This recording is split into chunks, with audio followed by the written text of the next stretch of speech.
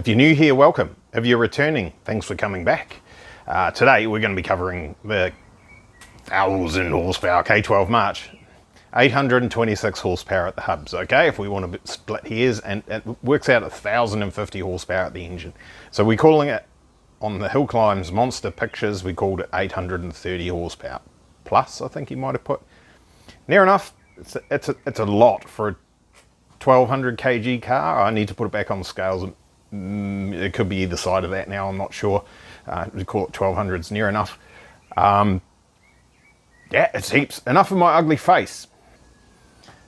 There's a much uglier face. Now, let's cover one thing here. Oh, you might need to see my face again, hang on. Let's cover one thing and be very specific here, and I'm very sorry if I offend anybody here. I did not pick a K12 March because of its looks, all right? I'm sorry if you own a K12 March and you like the way they look. There's one or two small redeeming features in the basic aesthetics of that car, but otherwise, yeah.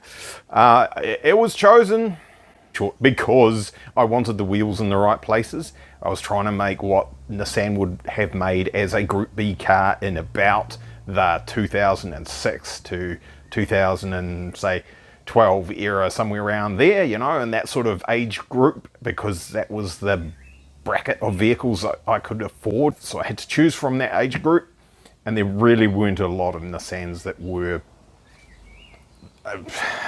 appropriate for what we were trying to do. In fact, there were basically none. Where do we start? It's a 2004 K12 March. I bought this one for 530 bucks off Trade Me as a damaged car auction. I started with that one after the first version of this vehicle, which was a 3-door one in blue. Had a very bad day at the racetrack on December the 3rd, 2016, and was completely and utterly destroyed. I started at the front, but let's go to the back because that's more interesting. It's got one of those in it, by the way. Great ECU. Awesomeness. There we go. There we go. Seeing as it is on the hoist, we'll be able to lift it up and I'll be able to show you underneath, and you'll be able to understand the driveline if you don't from my description. But what we've got is a VQ35DE plus turbos mounted backwards in the car, and as you can see, this is the rear axle line here.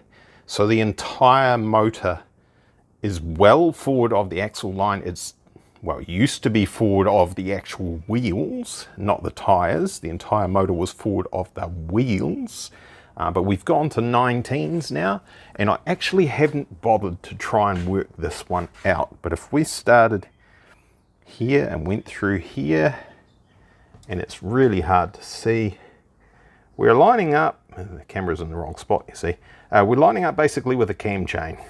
So because we've gone to 19-inch wheels instead of 18-inch wheels, so the whole motor's forward of the wheels, basically. It's done that, and it's done that. Did that one first, obviously. Paul Radisich drove it for that, and for that. Both of those events, it was four-wheel drive. However, it had a 5-speed Nissan Navara D22 late model gearbox, which is the Nissan big box, which is what you'll find in the likes of a Z32 300 ZX and an RB25 DET, R33 Skyline, and all those stuff things, right? So about 10-to-1 compression ratio. It's got the ARP L19 studs all the way through it. It's got 1350cc injectors, obviously custom intercooler, custom inlet manifold, custom exhaust manifolds, Pulsar, GTX 2867R turbochargers. We're stuffing, I think it's 20 psi into it and making 1,050 horsepower at the flywheel. We're using all of the injectors. They are maxed. They are running at 100% duty cycle on, I think it's 4 bar of fuel pressure. It might be 3.5 bar of fuel pressure. And the calculation is 1,050 horsepower based on that. We're seeing 826 horsepower at the hubs, a little bit of, quite a lot of drivetrain loss because of what it is, and that kind of adds up. But if you want to argue about it, that's a measured number at the hubs. And the other number that I'm giving you there is calculated. Let's talk about there's not much Nissan March left in it. It's easier to show you what isn't Nissan March, okay? Because down there where the roll cage attaches to the floor pan, that's Nissan March. All the way to there, that's the original factory chassis rails under there. And if we have a look underneath, the original suspension mounting points are used down there. There's different strut towers on the back because it was impossible to make this all work easily with the original setup and get roll cage angles correct and all that sort of carrying. It just wasn't really going to be worthwhile trying to do. So these are bespoke custom chassis rails from here back and across there. A lot of stuff's chopped out. This is factory tin here, and all the way up the sides here and all the way around the windows and all that stuff. All that structure is all still factory. Not this, not this. Okay, that's pretty obvious. Rightio. Enough of the boot, which is the factory boot with bits cut out of it. Should we slam that? There we go, that's slammed. Pretty beefy aluminium supports here for the wing, carbon fibre wing that I've made myself. It's 1800 wide and it's, I think it's 350 or something like that. Beautiful, lovely carbon fibre. Gotta love a bit of carbon fibre. These good guys here, these are good guys too. It's carbon fibre roof, okay, but it's in the same shape as the factory one. It's a carbon fibre front hood, bonnet.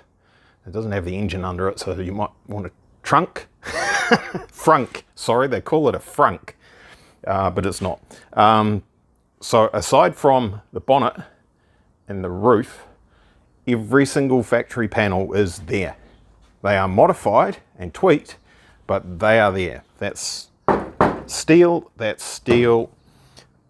doors are steel, front guards are there, steel. You saw the front of the car, the top part of the bumper is plastic, and the other bits are added onto it. The A-pillars, etc., all steel. The original pieces. Original.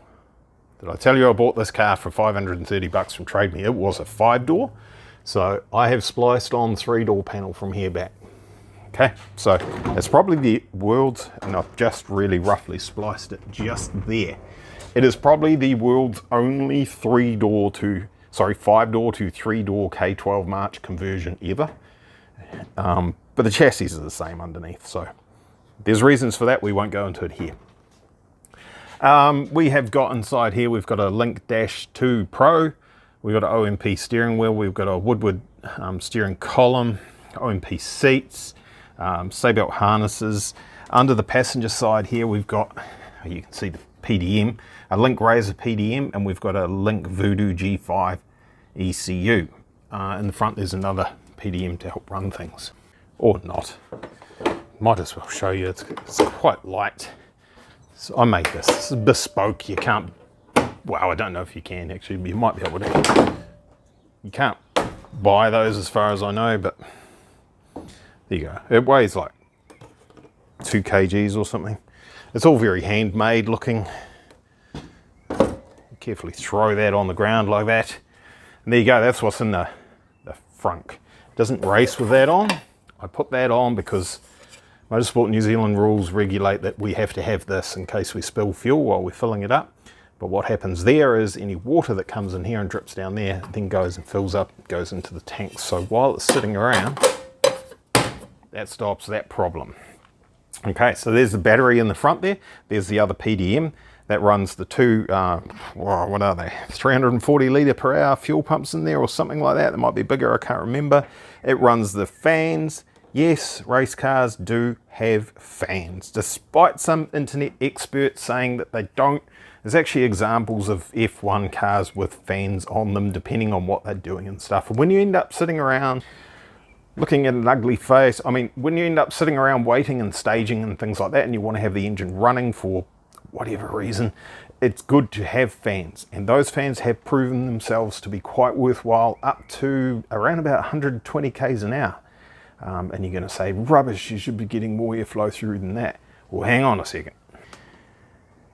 That's our opening. People will say that it needs to be 1/3 the size of the radio. That's absolute caca. It needs to be big enough to do the job, and big enough to do the job depends entirely on what you're trying to achieve, and so many factors it's not funny. Like, it might be fine saying that for NASCAR, but it doesn't work in all situations. That is another radiator.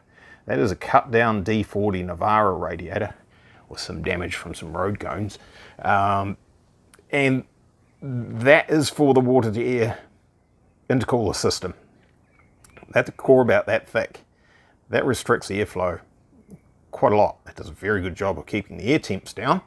The charged air temps, it's full size. It's as big as, or near enough as big as the actual cooler for the radiator, for the engine, the radiator. You need those fans to help pull the air through, because there's too much resistance for the airflow to go through both of them without a little bit of help until you're basically over 120 k's an hour, like I said. And you can actually drop the overall coolant temps on a full lap quite a lot by running those fans while you're out there. Carbon fiber splitter, yeah, it's pretty good. Here's my fat bum, we're sitting on it, no problems at all. Bounces the whole car on the hoist. That's pretty bloody good. A little bit of creaking and carrying on, but that's fine. Okay, shall we have a look underneath? Oh wait, while we're in the air, we're going to see one of these soon. These are bloody good. While we're at this height, it's nice and easy to see these. Z1 Akebono two-piece rotors, with custom bespoke hats in there. These are made by a company called Zinoli in New Zealand. We've got the Akebono calipers from a 370Z or some such thing, supplied by Nissan Isuzu Parts World right back in the day. These things work awesome. Okay, we've got 19-inch DTM, I'm not sure on exactly which ones they are, DTM alloys. They're like 19 by 10s or something like that. Pretty hefty tyres on there, 275 35 19 Nankang AR1s. These guys, they did a smoking deal for me. On the front, we're running the same size wheel and tyre combo, and we've got the equivalent front brakes on there. So these are the standard hats that come with the Z1 two-piece 14-inch Akebono brake calipers. It's really hot and I'm running out of breath, but I'll keep going because you don't want me talking too slowly now, do you? What do we got? We've got some, I'll have to have a look and see what the pads are. I can't remember. Calipers, again, came with the full set from Nissan Isuzu Parts World. That's exactly as they came. They were second-hand. They've not been refurbished or anything, and I should probably do us all a favour and give them a tidy up. Do you think red? Or do you think leave them silver with it? I think leave them silver, right. Yeah, it might be a good height to show you that. Okay, so it needs some maintenance because this hasn't been on the hoist in 6 months.